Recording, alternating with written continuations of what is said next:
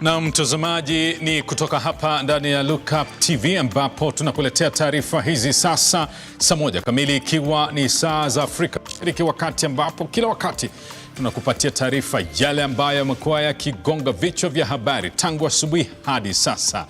Na kwa hivyo basi, kwanza tupate vidokezo.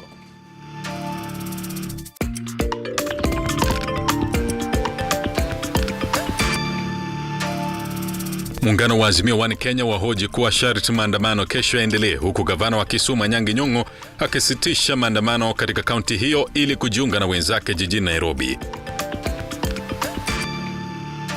The government has made elaborate and adequate arrangements to protect life and property. Naibu Rais Rigathi Gachagua akana kuhusika katika kupanga uvamizi wa shamba la Rais mstaafu Uhuru Kenyatta. Shirika la utafiti nchini TIFA laorodhesha gharama ya juu ya maisha kama hoja inayoathiri wengi nchini. Katibu mkuu mtendaji wa kitengo cha kupambana na utumiaji wa dawa za kusisimua misuli Brett Clouthier yuko nchini baada ya kuwasili jana.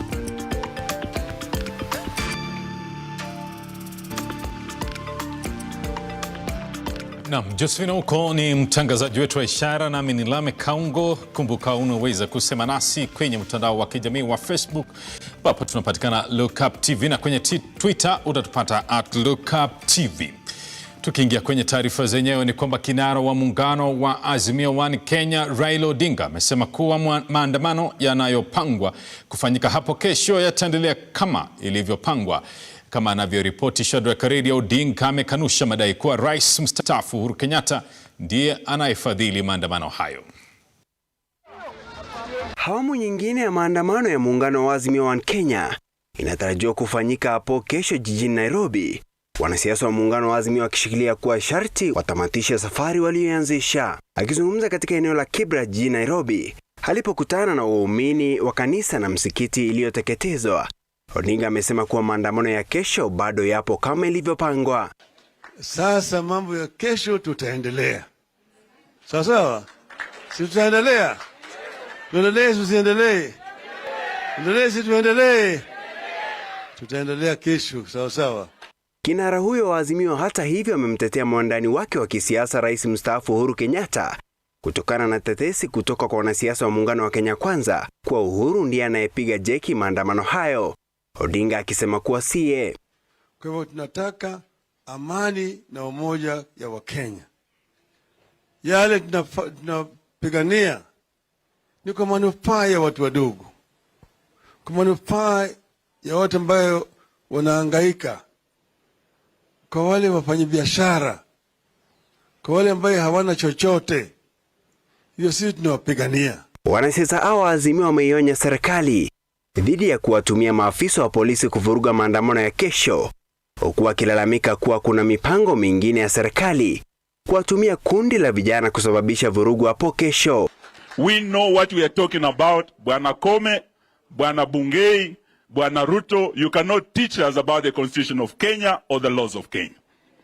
Tumefuata hiyo sheria, na kama ninyi hamutakuwa mnafuata sheria na kurespect the notices that we have served, then it will serve no purpose for us to serve any further notices on Bwana IG Kome na akome kupiga wa Kenya tear gas. Tunasema hakuna mtu anaweza kututisha. Sasa wako na njama leo hii vile vile wamekuwa na mkutano kule kwa Bwana Gachagua na wale grupu yake Bwana na Kimani Ichietha. Wanafanya mjama tena. Tunajua pale popote ambao wanakutana sisi tuko na nini? Tutarubini yetu tunaangalia, tunaona tu tunapanga nini. Juzi mliona ile ambulance nilisema itakuja kubeba wanajeshi, mliona? Shadrack Radio, Lookuptv. Baada ya kulaumiwa pakubwa kwa machafuko na uvamizi katika shamba la Rais mstaafu Uhuru Kenyatta na kiwanda cha gesi cha kinara wa mrengo wa Azimio Naibu Rais Rigathi Gachagua amekanusha vikali na kukana kuhusika na machafuko hayo siku ya Jumatatu. Gachagua ametaka Azimio kubeba mzigo wao, akilaumu mrengo huo wa Azimio kwa kupanga kila kitu kilichotokea wakati wa maandamano hayo. And we want to ask those rich and powerful people to know that getting property is a difficult thing. They may demean these small people because their property is nothing to them. But it's a hard-won sweat. They should respect the property of the ordinary Kenyans. So as you plan your demonstration tomorrow, as you plan to destroy property, know that the government will protect life and property tomorrow in Nairobi and in other towns. And if you check, you people of the media, I have seen you carry a lot of narrative on property of the rich, which is also okay because they too require protection and they must be protected. And nobody should destroy anybody's property, whether you are rich or ordinary. But I also want you to take time to tell us a story of the church that was burned in Kibra. Tell us the story of the mosque that was destroyed in Kibra. Tell us about the supermarket whose goods for 20 million were looted. You guys of the press are quiet when the property of ordinary people is being looted and destroyed. But when something for one single ordinary rich person is touched, you are all over the place. We are saying you should cover both. Nobody should destroy property, either from the rich or the poor. All property must be protected. But we want to see fairness. Tell the people of Kenya all the story of the supermarket that lost 20 million. Naam, chama cha UDA kupitia katibu mkuu wa chama hicho Cleophas Malala kimeonyesha kidole cha lawama muungano wa upinzani Azimio kwa machafuko yaliyotokea katika maandamano siku ya Jumatatu. Malala amehoji uvamizi wa mali binafsi katika shamba la Rais mstaafu Uhuru Kenyatta na kiwanda cha gesi cha Odinga ulipangwa na muungano huo wa upinzani. Henry Tende na taarifa kamili. Stand up for your right. Siku moja baada ya muungano wa upinzani Azimio kupitia kwa kinara wa muungano huo Raila Odinga kuikosoa serikali ya Rais William Ruto na kuihusisha moja kwa moja na machafuko yaliyotokea siku ya Jumatatu wakati wa maandamano, chama tawala cha UDA kupitia kwa katibu mkuu wa chama hicho Cleophas Malala kimejibu kauli ya Raila na kusema machafuko yaliyotokea wakati wa maandamano yalitekelezwa na viongozi wakuu wa Azimio kwa ushirikiano na wafuasi wao. I want to go on record that even those that we don't agree with politically have rights as Kenyans, and their rights and property must be respected. The recklessness and lawlessness we have witnessed in the recent past are attempts by our political distractors to sway us from the road of development. Ladies and gentlemen, we shall not go that route. Kenya is a mature democracy, and we shall be guided by the rule of law and the constitution. Aidha, chama cha UDA kimesisitiza Azimio walipanga uvamizi wa shamba la Rais mstaafu Uhuru Kenyatta na kiwanda cha gesi cha Raila Odinga pamoja na uharibifu wa mali eneo la Kibra. When Raila was issuing a statement about the attack on Spectre International and the Northland, it had not happened. He issued that statement in a public baraza in Kibra an hour before it happened. So how did he know? Is he a prophet? We are privy to information which we verily believe to be true that Azimio Brigade orchestrated the events in the Northlands property and Spectra East Africa to blame it on the government. UDA sasa kimetoa rai kwa idara ya upelelezi wa makosa ya jinai DCI kuanzisha uchunguzi wa kina ukiwalenga viongozi wa Azimio ili kubaini ni nani haswa alihusika na mipangilio ya uvamizi huo. We call upon the Director of Criminal Investigation to move with speed and investigate the persons behind these barbaric acts of lawlessness witnessed during the ill-intended maandamano called by our political rivals. DCI is further asked to deeply delve into the incident witnessed in the Northlands and Spectra East Africa. Specifically, DCI should find out if our political rivals stage-managed the invasion of the two properties to whip public emotions and create unnecessary friction between cohesive communities. Malala amesema haya wakati chama cha UDA kikifaidi wanachama zaidi baada ya viongozi wa eneo la Kisii wakiongozwa na aliyekuwa gavana wa kaunti hiyo James Ongwae kutangaza kujiunga na chama hicho. The orange in Gusii is rotten and it really cannot be resuscitated. It's already rotten and people are moving across, and that was also displayed last week when His Excellency the President visited our region. That I stand here today to welcome the Gusii nation into UDA. Karibuni sana. Kauli ya UDA inajiri wakati taifa linatarajia kushuhudia makabiliano mengine makali wakati upinzani utakapoandaa maandamano hapo kesho, kama alivyotangaza Raila Odinga. Henry Tende, Lookuptv. Na tume ya kutetea haki za kibinadamu nchini imekashifu ukiukaji wa haki za kibinadamu ambao umeonekana ukiendelea hasa katika maandamano. Tume hii imeomba polisi kufanya kazi yao kikamilifu. Phoebe Wangombe na taarifa kamili. Tume ya kutetea haki za kibinadamu nchini KNHRC hii leo wamekashifu ukiukaji wa haki za kibinadamu ambao umekuwa ukishuhudiwa. Wamesema kuwa kila haki ya Mkenya inafaa kuheshimiwa bila ubaguzi wowote. Condemn in the strongest term possible the current cases of unwarranted violence and human rights violations that Kenyans are being subjected to. The fundamental rights and freedoms and democratic principles enshrined in our Constitution are now at stake. The Constitution, a blueprint for law and order, obligates every person in Article 3.1 to respect, uphold, and defend the Constitution. Wakizungumza na wanahabari katika kaunti ya Nairobi, amekashifu mauaji yaliyotendeka ya watu watatu katika kaunti ya Kisumu na uharibifu wa mali ulioshuhudiwa katika maeneo tofauti ya nchi. Article 26 of the Constitution guarantees the right to life. The Commission has documented the shooting of at least 3 persons allegedly killed by the police in Kisumu County. KNCHR is further investigating other reported incidences of deaths. Every life is sacrosanct, and no person should lose his or her life during such incidences.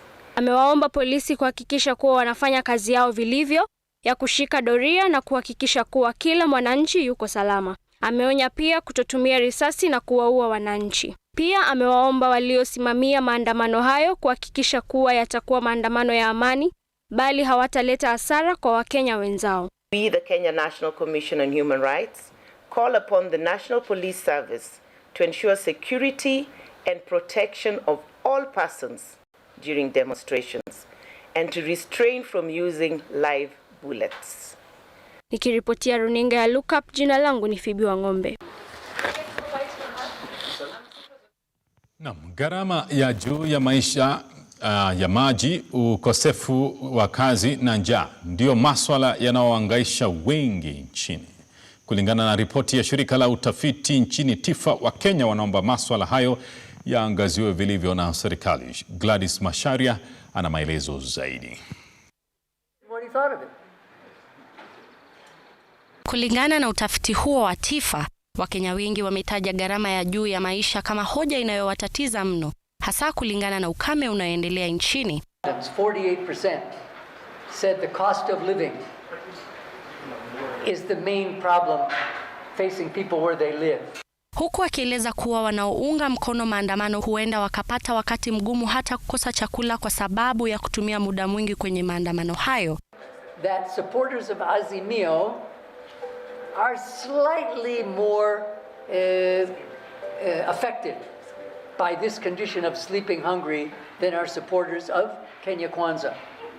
Huku utafiti huo ukionyesha kuwa kati ya watu 5 hapa jijini Nairobi, mmoja analala njaa. Content population as a whole, 17% said either always or very often that at least somebody in the house analala njaa. Kulingana na utafiti huo pia, wengi wanahoji kuwa serikali inapaswa kutumia wakati wake kuangazia gharama ya maisha, kazi na elimu. Tell us 3 issues that you would really like the government to address in the remainder of its term. That is during the next 5 years. So the figures add up to way more than 100% because they were given a chance to mention 3 different issues or priorities. And you can see right at the top again, reflecting the problems that they identified, reducing the cost of living, overwhelmingly mentioned. And again, it's mentioned by people across the political divide as captured in these coalitions, or even those who don't identify with any coalition, just over 70%. No political difference there whatsoever. The next mention, remember people could give 3, was job creation. Again, hardly any difference across the political divide, around 50% for both coalitions and overall. Then comes dealing with problems in the education system, which are basically 2 that were mentioned. The adoption, the integration of the competence-based curriculum and the junior secondaries, and then other issues. Nikiripotia runinga ya Lookup, jina langu ni Gladys Mashario. Na kwa taarifa hiyo ya utafiti kuhusu masuala tata yanayowagusa Wakenya hapa nchini, tunachukua mapumziko, tunarudi na taarifa zaidi, usiende mbali.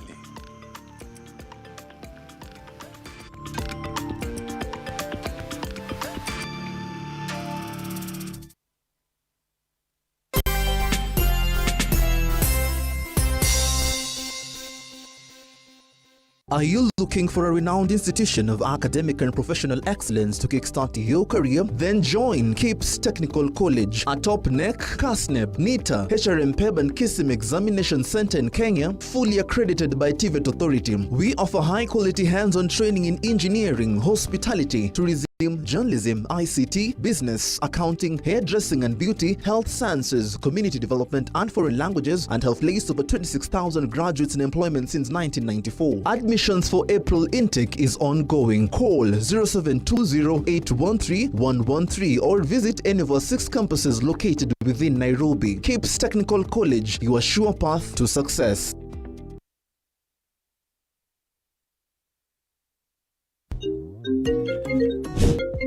Hey darling, are we still on for a coffee date? I'm waiting for you to come and pick me up. I should be able to pick you in a few.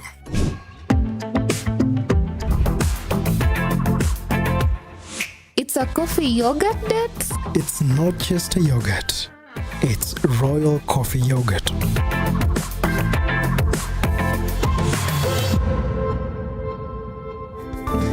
Flow with the sweet taste of thick and smooth Royal Fresh coffee yogurt. Royal Fresh, the royal taste of freshness.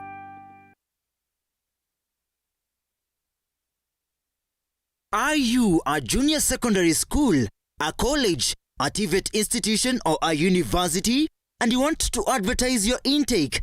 Book now and advertise with us today on both Lookuptv and all our digital platforms. Call us today on 011-0430-158, 011-0430-158, or email us on sales@lookuptv.co.ke.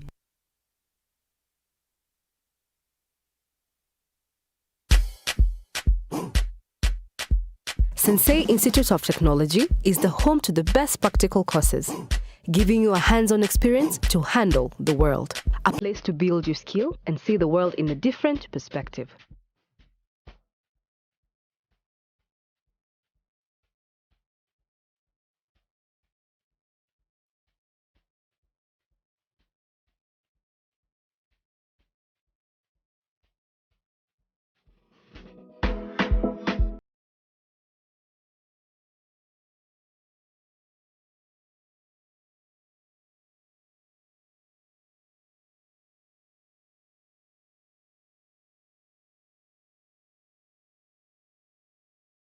Join us, ensure you have your national ID card, and be ready to enjoy the ride.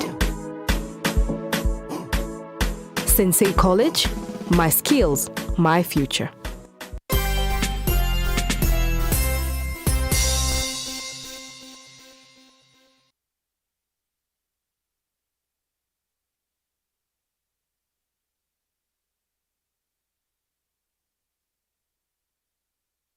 Hapa ndani ya Lookuptv. Vuguvugu la Linda Ugatuzi limeitaka serikali kufanya uchunguzi upesi na kuwatambua waliohusika katika uvamizi wa shamba la familia ya Rais mstaafu Uhuru Kenyatta. Wakizungumza katika mahakama ya Milimani walikowasilisha mashtaka ya malalamishi yao kuhusu uteuzi wa katibu wasimamizi kinyume cha sheria, viongozi hao wameitaka serikali kukabiliana na ufisadi. Before me, when I'm here, the people I'm standing with, these are employees of Child Welfare Society of Kenya. I can't make it up. I can't go pick somebody from wherever Kawangware and bring here. They are employees of Child Welfare Society of Kenya. The money comes to Child Welfare Society of Kenya and they are not being paid salaries. And we are demanding. We have already put a case in court and the case has been filed. We want them, the demand is that we want the court to ensure that these employees get their benefits with immediate effect.